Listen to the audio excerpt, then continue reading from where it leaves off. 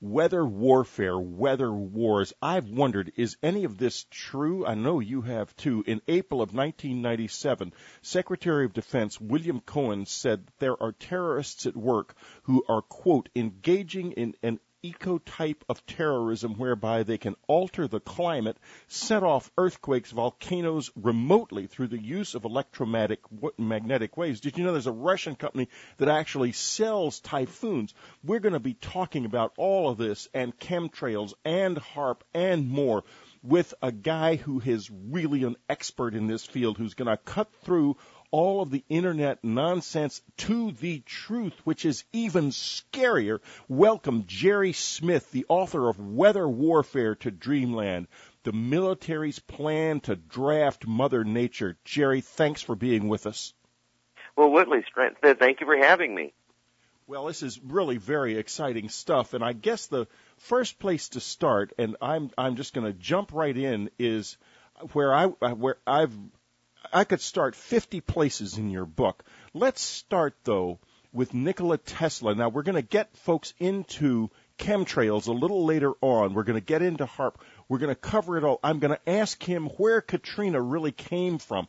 We're going to get into all of it. But let's start with earthquakes and modification of the earth, because we had the worst earthquake, one of the worst earthquakes in history a few years ago, killing 250,000 people. What did Nikola Tesla learn about earthquakes?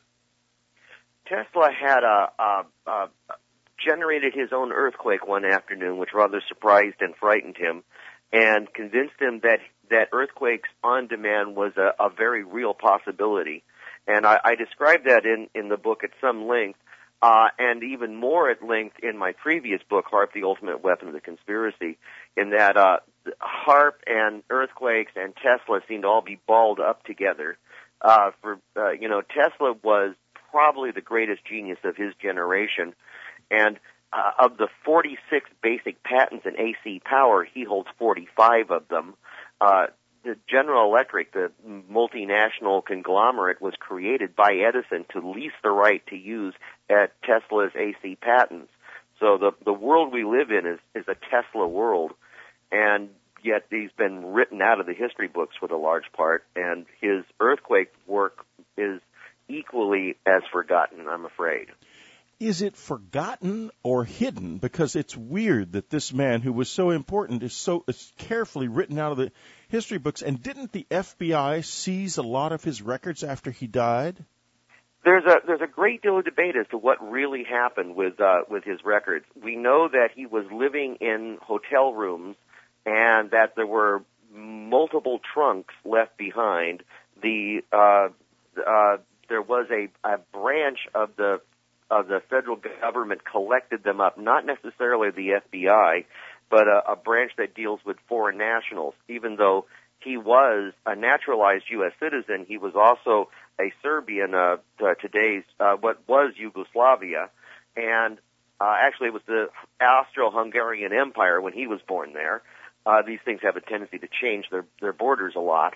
And the Yugoslavian government got back a couple of trunks, and there's a great deal of debate as to whether or not other government agencies kept a couple more trunks.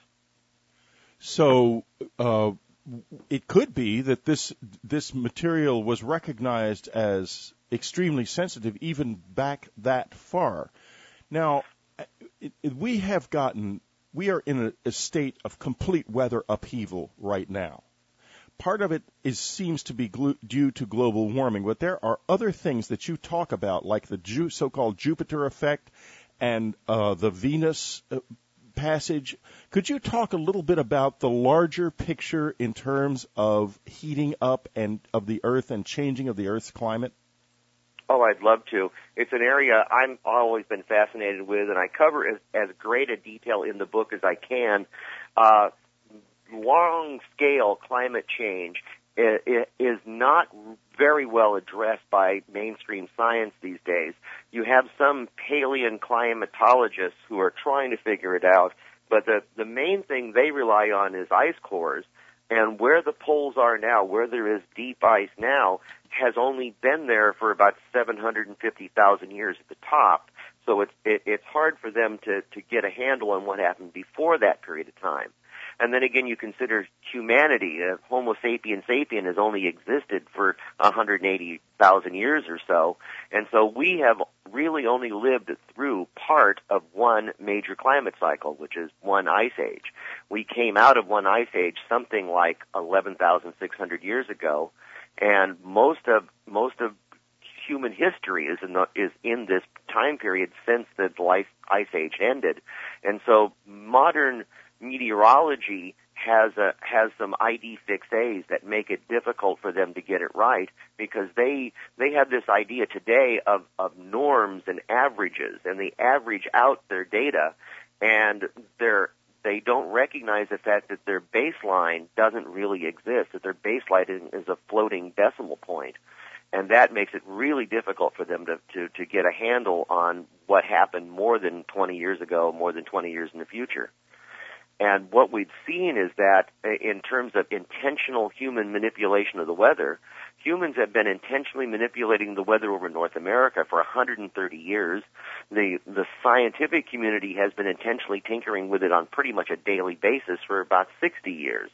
And the butterfly effect may be at work here. Chaos theory tells us that effects do not die out at a distance, but accumulate at a distance. And the famous phrase, the butterfly effect, was coined by a meteorologist, a climatologist in the 70s, who suggested that perhaps the flapping of the wings of a butterfly in Peru could set off a chain of events that 2-3 years later ended up in a tornado in Kansas.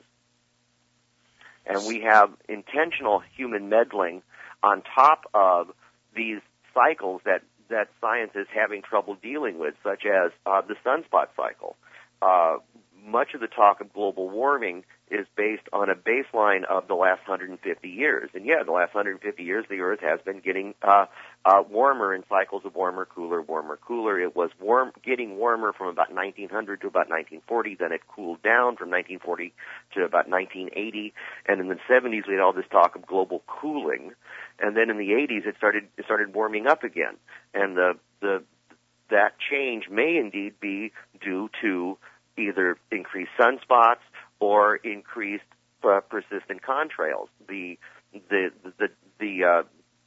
A curious thing is that we got persistent contrails starting in the 80s due to the development of the high bypass turbofan. And a curious thing about contrails and chemtrails that we're going to be getting into a bit later that focuses on this is that as the air warms, it can hold more moisture, and the more moisture it can hold, the more it can contribute to the persistence of a contrail. And so it's been a self-perpetuating feedback loop in which more contrails have produced more contrails, which have produced more contrails, which have produced more warming, which has produced more contrails. And that has altered the climate over North America substantially. In fact, the head of meteorology at MIT suggested that all of the warming over North America seen in the last 20 years is attributable to persistent contrails, chemtrails, if you will.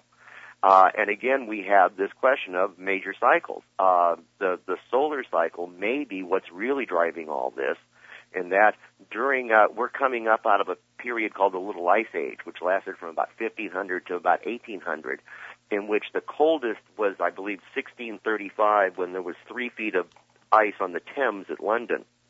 For the last 150 years, we've been gradually warming up coming out of this. And during the Little Ice Age, none of the observers around the planet observed sunspots on the sun during that period. It's known as the Marauder minimum. And then, date coincident with the beginning of the Industrial Revolution, the sunspots start appearing, and the Earth starts getting warmer. And so the folks who are yapping about global warming right now are saying that it's in the Industrial Revolution that have done it. But since the beginning of the Industrial Revolution, each sunspot cycle has gotten more violent. Well, we are, according to NASA, we are coming up on the next sunspot cycle, which should start in 2011, and they are telling us that it's going to be conceivably the biggest sunspot cycle in history. What does that mean? Well, what that means is that we have no clue what's going to happen, but there seems to be an awful lot of things falling into that 2012 doomsday. I've noticed that too. It's really amazing, isn't it? Yeah. I mean, there's a lot just falling into it. It's you just have to wonder, you know. Right, and I've been talking with the Planet X Nibiru people, and they're saying it's going to come by in 2012. We've got the pole shift people saying the next pole shift is in 2012, and there's possibly some evidence to this. One of the things that's happening is that the solar system is passing through the plane of the ecliptic of the galaxy. And yes. some folks are saying that, you know how in the northern hemisphere of the Earth, that when you flush the toilet, the water turns one way, and when we go to the other hemisphere, right, it turns the other way. They're saying that now that we're above the plane of the ecliptic, we're spinning one way, but when we go below the plane of the ecliptic, we're going to reverse our spin. This I think is brilliant nonsense, but a number of people are climbing on this bandwagon. Well, exactly, and it probably isn't going to happen quite that way. But even without the more speculative stuff, the fact remains that even some of the best scientists in the world are looking at a rapidly changing situation, and there is every evidence that sunspot cycles cause significant short-term warming, and that this is going to come in 2011 and 2012 at a time when it's liable to be a tripwire that's going to accelerate the whole global warming process, which we don't understand anyway, to a breakneck speed from it's already going 3 times faster than they thought. So we don't even need the way out speculations to say that 2012 is going to be a really perky year. Okay, we're getting to the end of the first segment. We're going to come back, and when we come back, we're going to start getting into the nitty-gritty of this thing. Weather warfare, is it real? Who's doing it? What do we have to watch out for? Jerry's website is really cool. You can go on it whenever you want to. It's jerrysmith.com. That's no WW in front of it, just jerrysmith.com. His book, Jerry E. Smith. There's an E in there, folks. Whitley is very good at mispronouncing things and misstating websites. I'm famous for it. So note that, jerrysmith.com. All one thing, jerrysmith.com. His book, Weather Warfare, the military's plan to draft Mother Nature, just about the best thing I've ever read on this subject. Do not miss it. You can get it from UnknownCountry.com's Amazon store. You can get it from your bookstore. You can get it from Adventures Unlimited Press. But get it. We'll be right back.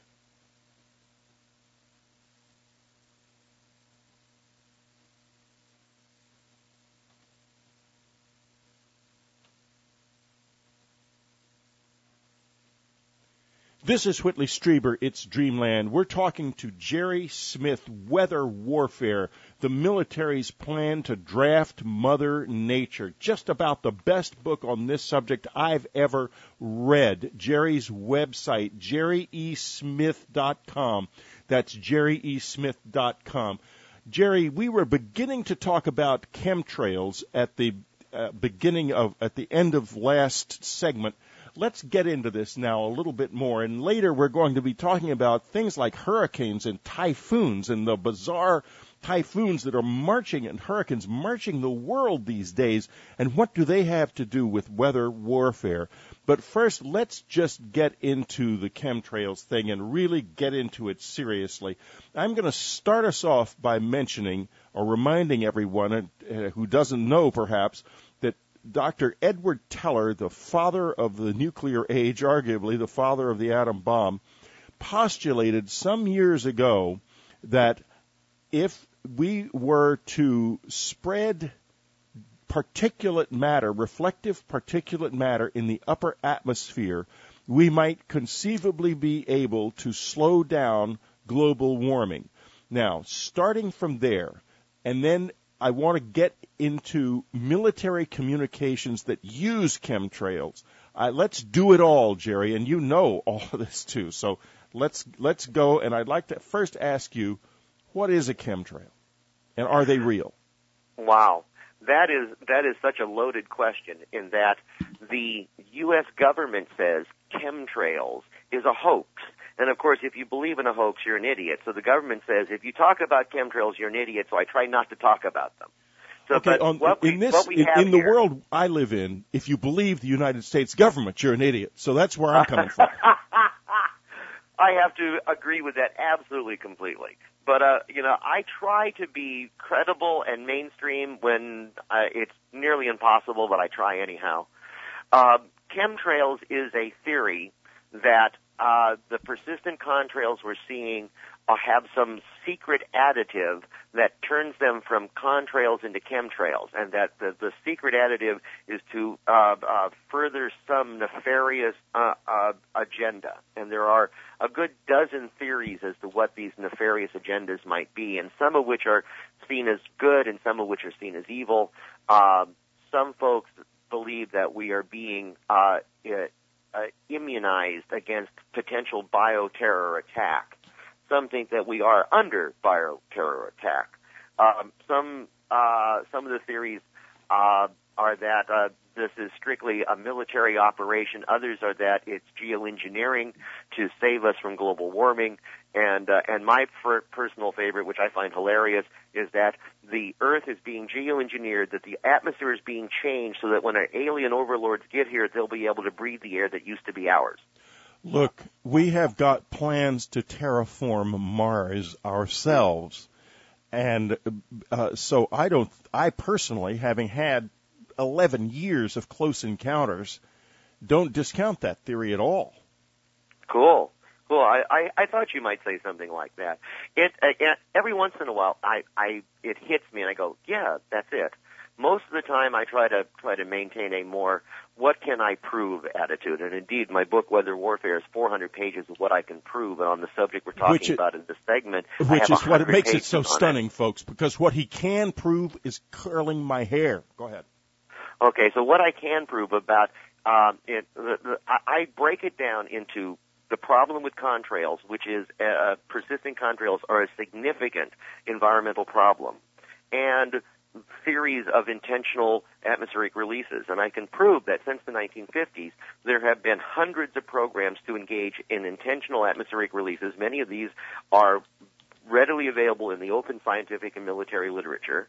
And then, so I look at particularly Dr. Teller's proposal. And what I can prove on Dr. Teller's proposal is that starting around 1979, famed physicist Freeman Dyson suggested that if global warming really were caused by greenhouse gases, that this would be an easy thing to mitigate. And the basic greenhouse gas theory is that since the beginning of the Industrial Revolution, we have created these gases like CO2 that go to the top of the atmosphere and act like the panes of glass in a greenhouse, allowing solar energy, solar heat in, and then trapping the heat and not permitting it to go back out again. And Dyson's concept was really stunningly simple. Just make the greenhouse shinier. Make the Earth shinier so that less solar energy gets in the first place. Lawrence Livermore National Laboratory has looked at this at great length. Edward Teller was the associate director and one of the founders of Lawrence Livermore. He wrote an article on this subject for Dow Jones, or for the Wall Street Journal, in which he proposed putting up a sunscreen to save the Earth from global warming.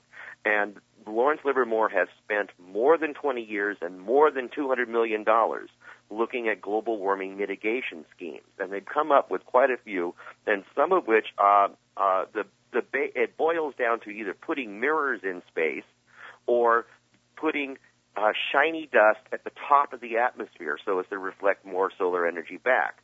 Indeed, when the IPCC, the Intergovernmental Panel on Climate Change, released the first stage of their three-stage report in February this year, just before it got released, the Guardian newspaper in the UK got leaked the U.S. response to it, and the U.S. begged the IPCC to put in mitigation as a viable alternative to emission control. And the Guardian article had the hilarious title of U.S. Response to Global Warming, smoke and giant space mirrors. And that's really the giant space mirrors thing has come up again just recently. Oh yeah, it's the number 2 best guess. Lawrence Livermore has come up with about 20 of these best guesses, and a couple of them I just find hilarious. One was, and this was seriously proposed to the President of the United States in a closed-door meeting last spring. Lawrence Livermore proposed building a fleet of thousands of robot sailboats that would be solar-powered and run on computers, and they would sail back and forth across the world's oceans outside of normal shipping lanes, and they would have on board solar-powered fog generators, and they would generate vast billowing blankets of fog behind them, turning the world's oceans into shiny blankets to reflect more solar energy back so as to mitigate global warming. What I can prove is that not only did Lawrence Livermore spend a great deal of time and money looking at this, but other scientific bodies joined in, like SRI, Stanford Research Institute. And Stanford Research Institute not only went on board with it, but their monthly legal magazine actually had an article proposing an environmental Manhattan Project, something that would be as secret and as big as the Manhattan Project, which gave us the atom bomb, because the reason they proposed doing this all secretly is that the world scientific bodies that have looked at this have gone, yeah, putting shiny dust in the atmosphere might work. We do have this technology. We probably could do it. It probably would be cost effective, but, and they all come up with the same buts, the legal and environmental hurdles would be so high they could never do it and tell anybody about it. And that's where the paper trail ends. And that's where SRI came in and said, well, we should go forward with doing it and just not tell anybody about it. So that is my best guess as to what chemtrails are, is that somebody somewhere did indeed decide that it would be okay to go forward with it, even and simply keep it a secret. Now, let me bring up a couple of things, because I want to now shift into the military communications area. After 9/11, all aircraft flights in the United States were grounded, and the only thing that you could see over the United States, over the American Midwest, were jets at very high altitude flying back and forth, spewing contrails. Now, flash backwards a little bit to the the NATO intervention in Serbia in the Kosovo War, and the area was literally swept by massive numbers of contrails, massive numbers. So could you comment on the uses of these contrails in for military purposes, possibly for military communications? Oh, certainly. The open military and scientific literature has a lot of material on this, and I quote a few from it. One of the things they found, one of the things they've been working on for some time is both over-the-horizon radar and secure communication channels. And they found that through doing barium releases, that barium striate, that is, the atmosphere is like a parfait. It's a layer of cold on top of a layer of warm air, on top of a layer of cold air, on top of a layer of warm air, and that if you release something like aluminum or barium at one of these boundary layers, it will sheet out. It will turn into a flat plane, which you can then bounce electromagnetic signals off of, so you can have very tightly controlled communication channels or do over-the-horizon radar. And this has been a developing technology for almost 50 years now, and is a standard part of the arsenal at this point. Which they use without regard, of course, for its effects on our atmosphere. You can be assured that as weak as the EPA is, there is no environmental study on what this may or may not be doing to us, and our welfare is entirely secondary. Okay, we're going to come back, and when we do come back, we're going to start getting into Katrina and other storms. We'll be right back. This is Whitley Strieber. It's Dreamland.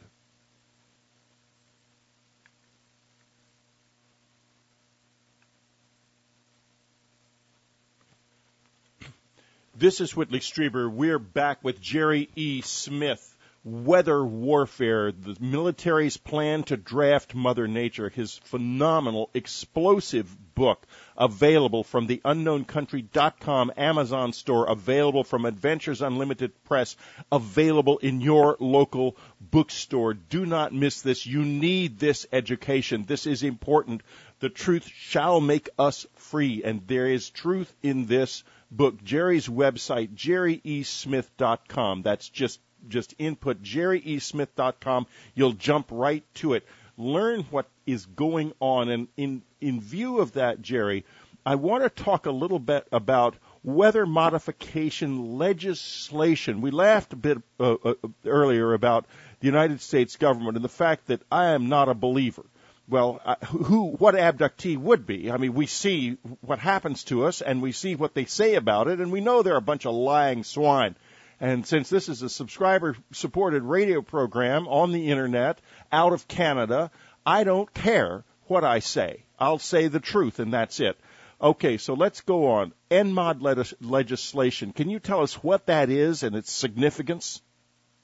Absolutely. NMOD is a contraction for environmental modification. And NMOD legislation in the U.S. tracks back to about the late 1960s. And there was a key a piece of it that is a major watershed in the history of the U.S. and the world. And it has a precursor, so let me give you the precursor, which was weather was used as a weapon during the Vietnam War. It was called Operation Popeye. Operation Popeye was an attempt to extend the monsoon season in Southeast Asia by cloud seeding over the Ho Chi Minh Trail in hopes of turning the Viet Cong resupply route into a hopeless quagmire of mud. Operation Popeye first hit public consciousness via Jack Anderson's syndicated column in the Washington Post or the New York Post, I forget which now, in 1971. And the world kind of reeled when this came up, and Senator Claiborne Pell, Democrat, Rhode Island, launched an investigation in 72. And he pulled in then Secretary of Defense Melvin Laird, and Laird lied to him and said, oh, no, the United States wouldn't do anything like that. No, that's just silliness. 2 years later, a private letter from Laird got leaked to the press in which Laird admitted that he had lied to Congress and that Operation Popeye was real and had been ongoing. Pell then reconvenes his investigation, but by this time Laird has left Secretary of Defense position and is a private lawyer in a consultation with Richard Nixon, who was fighting for his political life in the aftermath of the Watergate break-ins. And the Pentagon refuses to answer any questions unless Pell agrees to do it as a closed-door secret session, which he does. Then a couple of spokesdroids from the Pentagon troop over to Capitol Hill, and they admit Operation Popeye had been ongoing for 8 years, that they had expended 47,000 units of cloud seeding material over 4 countries, North and South Vietnam, Laos, and Cambodia, the last two in violation of international law, and at a price of about $21.6 million. At that point, Pell was just floored by what he was hearing and demanded to know what else the DoD, Department of Defense, were doing, and got a veritable laundry list of crazy things, NMOD technologies that the DoD was working on, including intentionally melting polar ice and intentionally thinning out the ozone layer over enemy populations so that the enemy population would be sickened through increased exposure to solar radiation. This really set Pell off, and he went on a crusade to make an international treaty banning the world's military from using the environment as a weapon. And that treaty did get signed into law and is now the law of this earth. It is now a crime against humanity to use any geophysical natural process as a weapon. And the treaty. That doesn't stop governments from. I mean, crime against humanity is just a misdemeanor. I mean, that's less than a parking ticket to most governments. So the The convention is called the Convention on the Prohibition of Military or Any Other Hostile Use of Environmental Modification Techniques, also known as the NMOD Convention. And you're quite right. I have about a 60-page analysis of the NMOD Convention, and that is an absolute horrible failure. Only 70 nations have signed on to it. It's unenforceable in any realistic sense. Now, the watershed mark here is not that this treaty came into existence, but prior to the treaty, the U.S. federal government was spending between $40 and $140 million a year on developing this technology and had over 700 degreed scientists working on developing NMOD technology. And then we signed the treaty, and suddenly the federal budget goes to zero, and all these jobs disappear. And we're expected to believe that Uncle Sam says, oh, can't do that anymore, and just goes off and does something else, when it's very clear that what happened is that it went off budget. It went to euphemized projects, and HARP is a grand example of euphemized projects, and it went to civilian contractors. And a good proof of the civilian contractor angle is one of the nation's largest corporations dealing with weather modification is named Weather Modification Incorporated of Fargo, North Dakota. This is a multi-million-dollar corporation with clients across the U.S. and around the world, and they are doing hail suppression in Argentina, snowpack enhancement for ski resorts in Sun Valley, Idaho, cloud seeding in Nevada. Most of their clients are government agencies or big farming agribusinesses. Now, given their abilities... go ahead, Jerry. I'm sorry. Okay, one last little bit here is 2005, one of the senior scientists from Weather Modification Incorporated went on Art Bell's Coast to Coast AM show and outed himself as having been one of the senior scientists in Operation Popeye. This is proof that NMOD has been turned over to civilian contractors. And that's how Uncle Sam keeps Congress from knowing what he's doing. Right. Well, that was going on even when I was involved with in the UFO thing. I found that not only was the work being turned over to defense contractors and therefore taken out of the context of entirely out of the context of oversight, but even the records were being given to EG&G Rotron and stored in a facility under Rosendale and Woodstock, a gigantic underground facility that stretches between Woodstock and Rosendale, New York.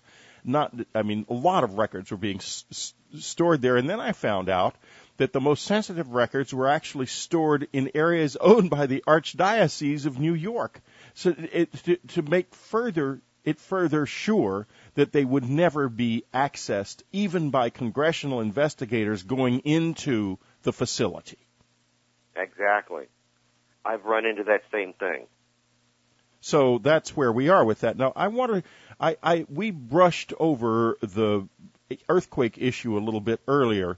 Now, I want to go directly to it, and I'm going to bring you two pieces of information. First, I'm going to ask you straight out, what was the great earthquake in Asia? Was that something? Could that have been something somebody caused? And second, I watch the U.S. Geologic Survey's earthquake site daily.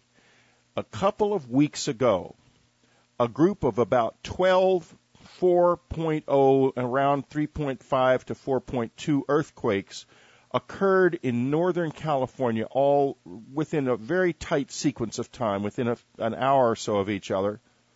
Then the next day, these earthquakes disappeared from the record. They were gone. Now, first, let's ask the Katrina question. The tsunami question. Could that have been something that was induced because it had some very strange after effects, like there were aftershocks felt on the Chilean coast that actually went entirely through the planet. So what was going on there? Well, you touch on a subject that is very keen to my heart, and one which I tried to nail. And again, my book, Weather Warfare, is 400 pages of what I can prove. And right. We're going to go a little bit beyond that now. I just touch on it in the book because I couldn't really prove anything. One of the things I can prove specifically about earthquakes is that there are half a dozen different ways that earthquakes can be induced by humans. Mainstream science recognizes that humans can inadvertently create earthquakes a half a dozen different ways, including setting atom bombs on fault lines, injecting fluids into the earth, extracting fluids from the earth, building giant reservoirs, and so forth. And, of course, my contention is if they can do it once accidentally, they can do it the second time on purpose. Now, one of the things that I detailed at great length was Project Faultless. Project Faultless is the best documented case of an atom bomb creating an earthquake, and it gives us a lot of dots to connect to the other events that have followed since. Project Faultless, the Nevada test site, the NTS, is about 90 miles north of Las Vegas. And initially, the nukes were set off above ground, and that was seen as part of the whole experience of going to Vegas. And then after the limited test ban treaty went into effect, the nukes went underground, and as the bombs got bigger, the city, Las Vegas, rocked and rolled more, and eventually it got to the point where it was rattling the buildings and rattled Howard Hughes, who owned several casinos. And he got tired of his customers being frightened and his glass being broken and went to the NTS and told them to knock that stuff off. And they decided to try moving the NTS to another location for the really big nukes. And they looked at two sites, one in the Kamchatka Islands and one in central Nevada. And they were hoping that the central Nevada site would work out better than having to go off the Aleutians. And they set off one bomb there, which turned out to be the largest bomb ever set off in the continental United States. And that bomb was intentionally placed on a fault to see if they could set it off. And, of course, the arrogance of DOD scientists knows no end, and they assumed that, of course, a human couldn't set off an earthquake, so they named the project Faultless. Well, it not only did it, and the bomb was set off 3,200 feet below the surface. When the bomb went off, the surface jumped 15 feet into the air and caused breaks on the fault line it was on for thousands of feet in both directions, with some displacements as much as 10 feet, and set off the fault on the other side of the valley with similar results and dropped the valley floor by an average of 8 feet. Now, as to whether one of the things that they discovered in this, and has now been repeatedly discovered, is that natural earthquakes and atom bombs have different seismic signatures. Indeed, you may recall when India tried to join the Atomic Club back in the 70s, they faked an atom bomb. They faked a test in which they had a very large conventional weapon salted with radioactive materials to make it look like they'd set off a bomb. And the real members of the nuclear club went wink, wink, nudge, nudge to each other. The thing that I find most disturbing about the Asian tsunami is that the seismic signature was the signature of an atom bomb rather than the signature of a natural earthquake. Wow, I did not know that. We're going to be taking a very brief break here. And folks, remember, I reminded you earlier, Jerry will be live in the subscriber chat room next weekend at 10 to 11 Pacific time. That is next Saturday, 10 to 11 Pacific time. So don't miss that. That is going to be really worth doing. And if you're not a subscriber to Unknown Country, you're in a big crowd because 9 out of 10 listeners to Dreamland do not subscribe and don't support the website, and that's fine. The show's free for a reason. Some of you can't afford it. A lot of you can. And remember, it's free like this in more ways than one. We're listening to this in-depth interview of this type because it's not beholden to anybody except the listeners. You make the rules here. Okay, we'll be right back.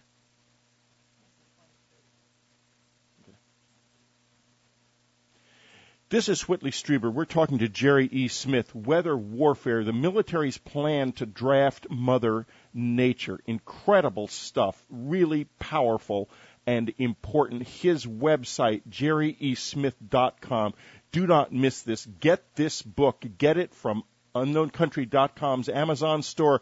Get it from AdventuresUnlimitedPress.com. Get it from your local bookstore, but get it. Get involved. Learn what this is all about. And frankly, it's just incredibly, I'm so curious about what weather warfare is really all about. And we're learning a lot today. And there's much, much more that he has to offer in this book. It's very credible. He never goes beyond what he can prove, and as you are hearing, what he can prove is absolutely shocking. Shocking. Just as we left the air, we were talking about, and I'm told, incidentally, that chat is, the date of it is the 23rd of June. So that'll be June 23rd, 10 to 11 Pacific time. Jerry Smith will be with us in the subscriber chat room. Okay.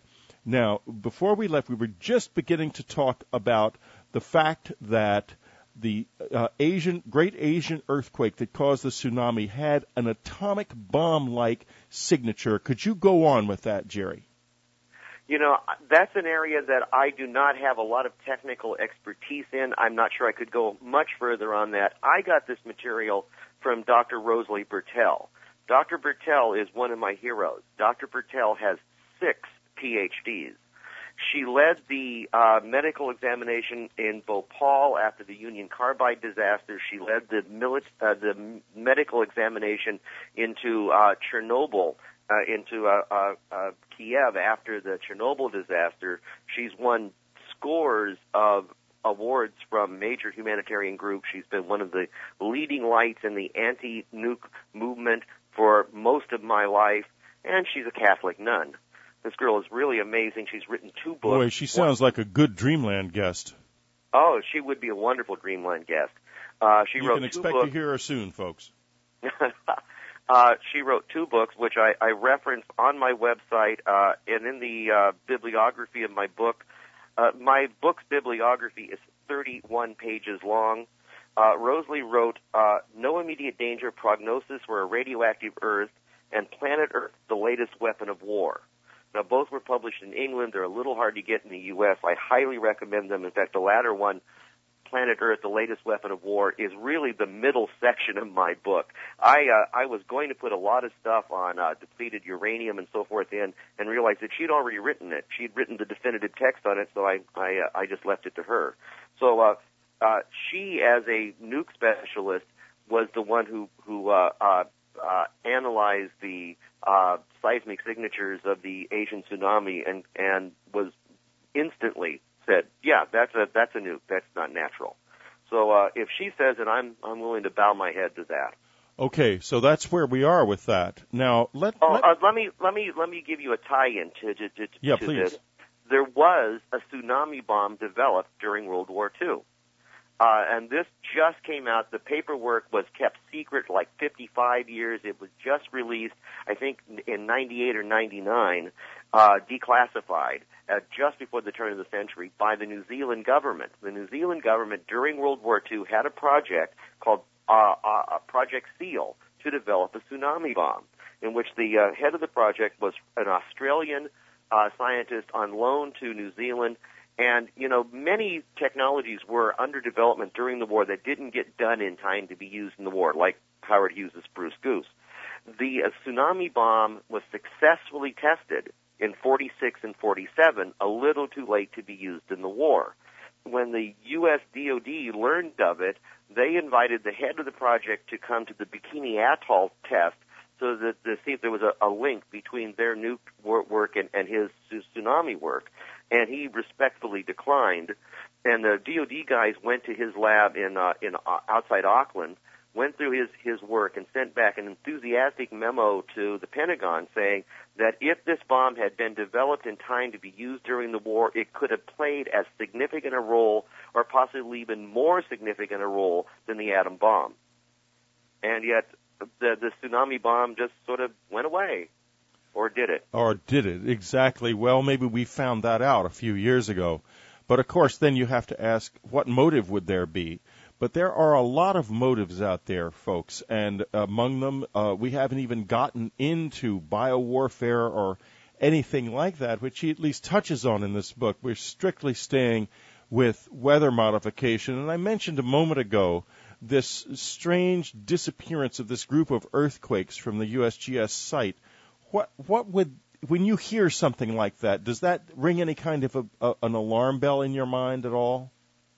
You know, I know a lot of seismologists. I live in Reno, Nevada, and we have a major seismology lab there. And seismologists are a very picky sort. They want their equipment to work, and they want their readings to be absolutely perfect. And if there isn't a reading they can agree on, they pull it. And there are lots of earthquakes that may or may not happen. The seismic equipment picks up stuff, and it goes directly to the site. The seismographs are live to the various websites, and if you read, you'll see that at the top it says this data has not been examined by a seismologist. Until it actually is examined by a seismologist, it's questionable. I mean, it could be a bridge falling down. It could be a truck full of dynamite exploding. And so there often are false reads that get erased, and maybe there are real ones that get erased too. But that's the beauty of Mother Nature. She gives such great credible deniability. That's right. Beautiful, credible deniability compliments of Mother Nature, and we're left to really not know what that was. But a series of 12 quakes. I mean, I'm aware of the fact that quakes get pulled off of there fairly often. I mean, once or twice a month, maybe. I mean, I'm sure that plenty of them I've not noticed. But when you see a whole group of them like that, and it was a significant number. It wasn't one or two. I'm right. saying, you're quite right. It could have been a test they didn't want the world to know about. Well, exactly. And of course, until the paperwork gets declassified 60 years from now, we won't know. If it ever does get declassified, because as we explored a little bit earlier, a lot of things that they don't want to ever show simply are hidden away, or in the case of the great 1977 records fire in St. Louis, right before the Freedom of Information Act went into effect, records like the entire output of all records from the Roswell Army Air Base from 1947 to 1952 were apparently destroyed or lost. That is the modus operandi for things that they don't want to ever be seen is to destroy, lose, or place them in private hands, and that is routinely done. And if folks, we're coming to the end of our time with Jerry, and I want to remind you, Weather Warfare, the military's plan to draft Mother Nature. It's a sobering, exciting, extraordinary book. Get it from our Amazon store. Get it from Adventures Unlimited Press. Get it from your local bookstore, but do get it, because you not only do you need to be educated, it's like an unbelievable eye-opener, because we all live with these rumors that we see on the Internet that are never really very well followed up. Well, they're well followed up here, and there is more than a smoking gun. This is serious, serious stuff. Jerry's website, jerryesmith.com. He'll be in the subscriber section on the 23rd, 10 to 11 a.m. Pacific, answering your questions live. Jerry, it's been absolutely great having you with us. And if you got a last word, you've got about a minute or so left, so let's use it. A last word, if you will, for our listeners. Well, we covered only a tiny fraction of what's in the book. The book is 400 pages of what I can prove, and I think we covered about 40 pages. About 40. That's absolutely correct. There's an awful lot more going on out there, in plain sight, available in the open literature.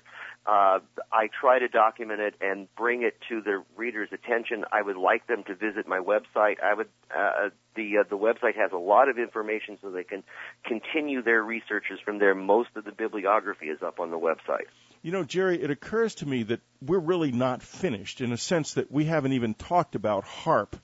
And if you have an extra half hour right now, could we continue on, and we will post this in our subscriber section the next half hour. Do you have the time? If not, we can do it later. I'd love to. Next week on Dreamland, don't miss David Ray Griffin. His latest book on the 9/11 conspiracy will blow your socks all the way. Yugoslavia, and actually it was the Austro-Hungarian Empire when he was born there. These things have a tendency to change their borders a lot. And the Yugoslavian government got back a couple of trunks, and there's a great deal of debate as to whether or not other government agencies kept a couple more trunks. So it could be that this material was recognized as extremely sensitive even back that far. Now, we are in a state of complete weather upheaval right now. Part of it seems to be due to global warming, but there are other things that you talk about, like the so-called Jupiter effect and the Venus passage. Could you talk a little bit about the larger picture in terms of heating up and of the Earth and changing of the Earth's climate? Oh, I'd love to. It's an area I've always been fascinated with, and I cover as great a detail in the book as I can. Long-scale climate change is not very well addressed by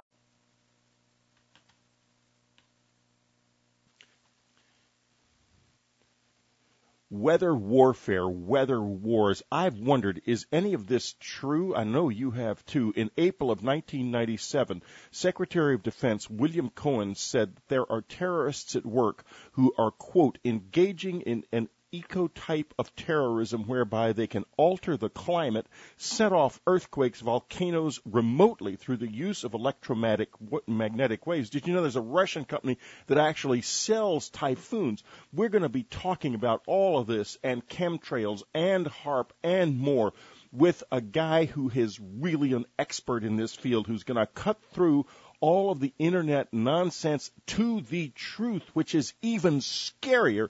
Welcome Jerry Smith, the author of Weather Warfare, to Dreamland, the military's plan to draft Mother Nature. Jerry, thanks for being with us. Well, Whitley, thank you for having me.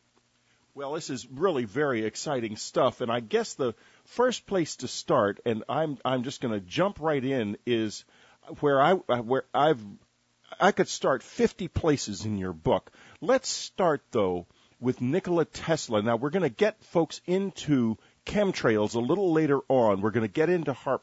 We're going to cover it all. I'm going to ask him where Katrina really came from.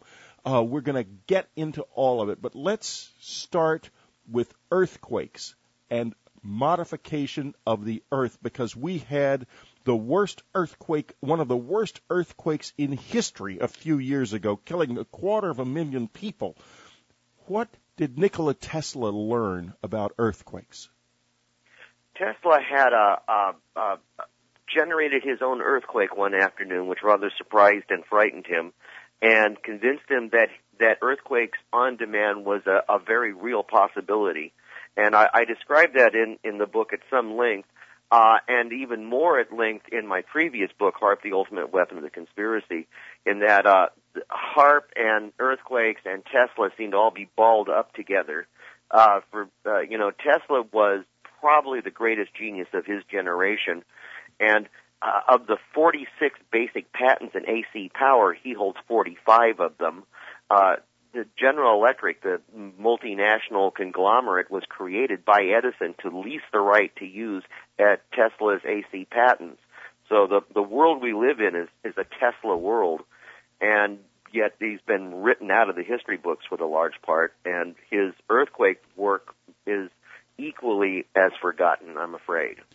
Is it forgotten or hidden? Because it's weird that this man who was so important is carefully written out of the history books. And didn't the FBI seize a lot of his records after he died? There's a great deal of debate as to what really happened with his records. We know that he was living in hotel rooms and that there were multiple trunks left behind. There was a branch of the federal government collected them up, not necessarily the FBI, but a branch that deals with foreign nationals. Even though he was a naturalized U.S. citizen, he was also Serbian today's what was by mainstream science these days. You have some paleoclimatologists who are trying to figure it out, but the main thing they rely on is ice cores. And where the poles are now, where there is deep ice now, has only been there for about 750,000 years at the top. So it's hard for them to get a handle on what happened before that period of time. And then again, you consider humanity. Homo sapien sapien has only existed for 180,000 years or so. And so we have really only lived through part of one major climate cycle, which is one ice age. We came out of one ice age something like 11,600 years ago, and most of human history is in this time period since the ice age ended. And so modern meteorology has some ID fixes that make it difficult for them to get it right, because they have this idea today of norms and averages, and they average out their data, and they don't recognize the fact that their baseline